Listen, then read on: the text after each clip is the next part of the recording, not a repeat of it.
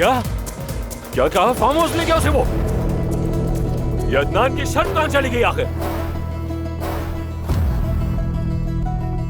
और ये लोग आए क्यों नहीं अभी तक?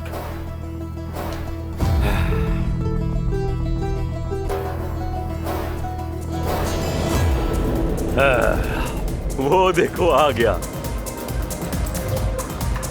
समधी साहब। माशाल्लाह माशाल्लाह माशाल्लाह।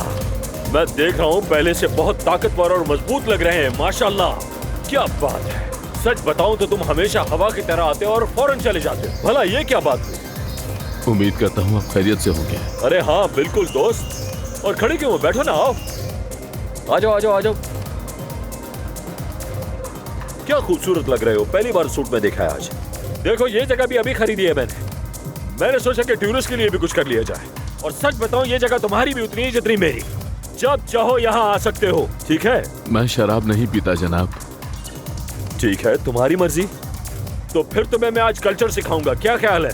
सीखना चाहोगे? दूसरी जबानें, दूसरे रिवाज।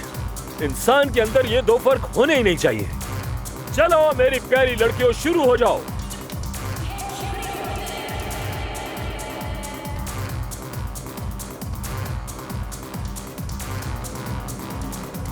शाम बखैर मेरी जान।